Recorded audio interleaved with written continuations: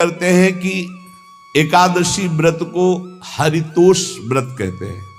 भगवान की प्रसन्नता के लिए, हरिजू की प्रसन्नता के लिए एकादशी व्रत रहा जाता है। प्रायः समस्त वैष्णवजन रहते हैं। जो रसिक जन प्रियाजू के चरणों के अनन्य हैं, उनका एक ही व्रत है, श्यामा श्याम की 8 पहर उपासना करते हुए अपनी मन वृत्ति को श्यामा श्याम में समर्पित करना।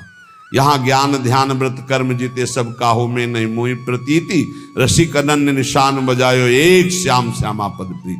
पर जो एकादशी व्रत रहते हैं परम धन्य है, वो हरितोष व्रत है। अब एकादशी व्रत का नियम क्या है और कैसे एकादशी व्रत का फल मिलता है, कई बार चर्चा हुई। बहुत सुंदर तस्मा शास्त्रम प्रमाणम ते, शास्त्र प्रमाण के अनुसार श्री सनातन मुनि बोल रहे हैं, अथ ते नियमान वच्मि व्रते ह्रस्मिन् दिनत्रये, कास्यम मानुषम मसूरान्नम चणकान को द्रवास्तथा, शाकम मधुपरान्नम च पुनर्भोजन मैथुने, दशम्याम 10 वस्तूनि वर्जयेत वैष्णवः सदा। जिसे एकादशी रहनी हो और एकादशी का फल प्राप्त करना हो, उसको ये नियम पालन करना चाहिए। अथ ते नियमान वच्मि व्रते ह्रस्मिन् दिनत्रये, उसको 3 दिन, एक तो दशमी और एक द्वादशी और फिर बीच में एकादशी, उसको 3 दिन संयम में रहना होता है, तब बीच की एकादशी का उसे फल प्राप्त होता है। जिसे एकादशी व्रत रहना हो, उसका नियम है कि दशमी के दिन कांसे के पात्र का त्याग करे। वैष्णव सिद्धांत है कि कभी जिसमें मांस बना उस रसोई का भोजन न ग्रहण करे। मसूर की दाल, चना की दाल, कोदो और कोई भी शाक, शहद, दूसरों का अन्न, दोबारा भोजन और मैथुन, ये दशमी के दिन त्याग दे। एक बार दशमी के दिन भोजन करे 24 घंटे में, क्योंकि एकादशी रहना है। कांसे का पात्र, जिस रसोई में मांस बना उसके भोजन का त्याग, मसूर की दाल, चना, कोदो, शाक, मधु अर्थात शहद और दूसरे के द्वारा दिया हुआ भोजन और दोबारा भोजन और मैथुन क्रिया, इनका दशमी के दिन कभी भी प्रयोग ना करें। इन 10 वस्तुओं से वैष्णव दूर रहे दशमी के दिन। फिर एकादशी के व्रत में, ये पीछे तो हम वर्णन कर ही चुके हैं, कहीं नहीं आया यहाँ कुटू का वो कचौड़ी पकौड़ी और सिंघाड़ा का हलवा और सावा, ये दुनिया के खीर और सब। ये एकादशी के दिन किसी भी तरह की गेम आदि क्रीड़ा ना खेले। जैसे अब आज व्रत है तो बैठे हैं अपना मोबाइल में गेम खेल रहे हैं, ऐसा कोई भी क्रीड़ा नहीं। द्वैत क्रीड़ा, किसी भी तरह का गेम, ये सब खेल नहीं। द्वैत क्रीड़ाम च निद्राम च तांबूलम दंत धावनम, परापवादम पैशून्यम स्तेयम हिंसाम तथा रतिम, कोपम हृतवाक्यम च एकादश्याम विवर्जयेत। एकादशी के दिन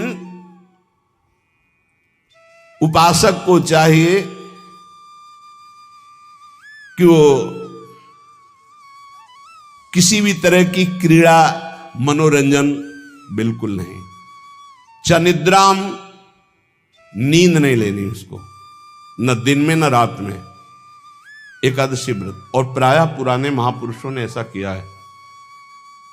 रामदास जी डाकोर के रात में जाते थे, रणछोड़ भगवान के यहाँ कीर्तन करते थे जाकर। तभी तो भगवान उनके कीर्तन पर, उनकी भक्ति पर रीझ कर गाड़ी में बैठकर उनके साथ आए थे। पूरी रात जगकर कीर्तन करना, और दिन में तो सोना ही निषेध है। द्वैत क्रीड़ाम च निद्राम च तांबूलम, पान खाना निषेध है एकादशी को, बिल्कुल नहीं।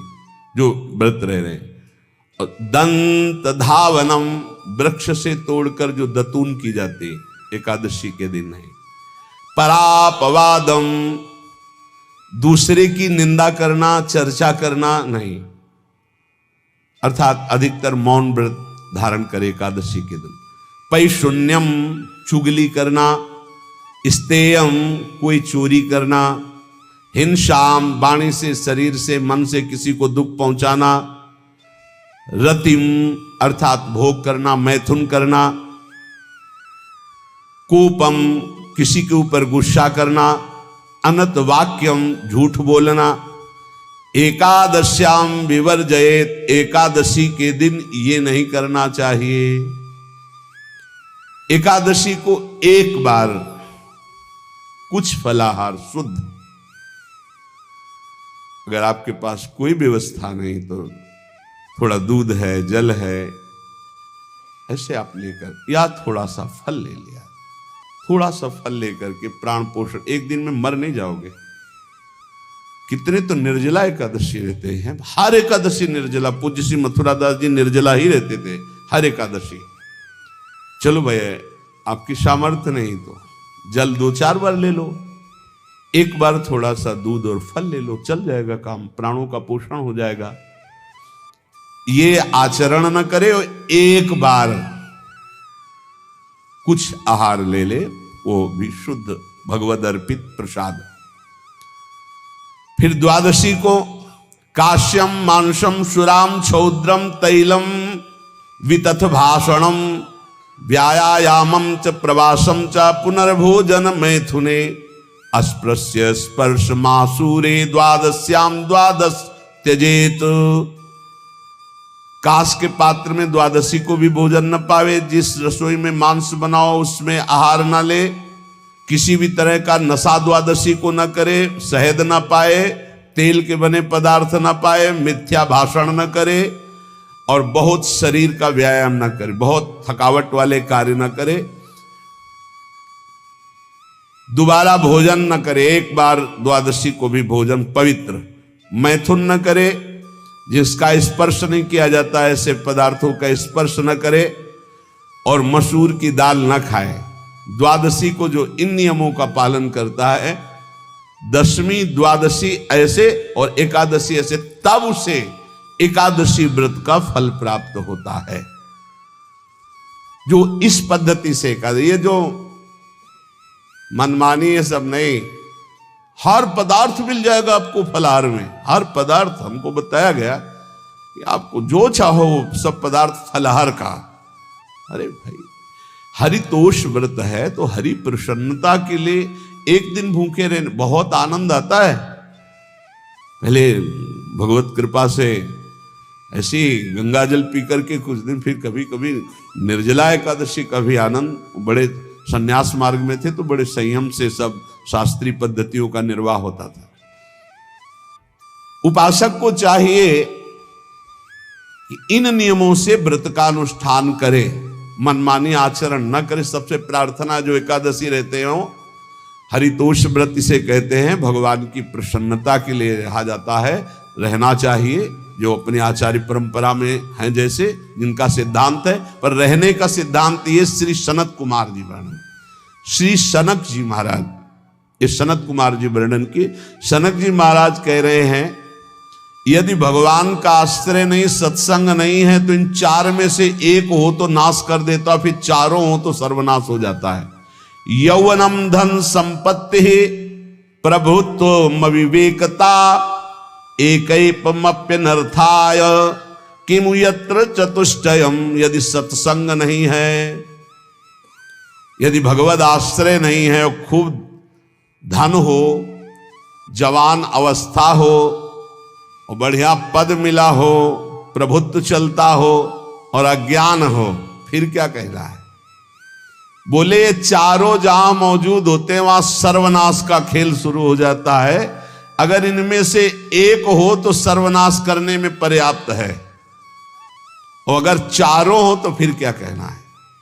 यौवनम, जवान हो, धन संपत्ति, खूब रुपया पैसा हो, प्रभुत्व, कोई पद हो, कोई अधिकार हो बड़ा, फिर अविवेकता और अज्ञानी हो तो बोले एक नाश कर देगा, फिर चारों तो नाश ही कर देंगे।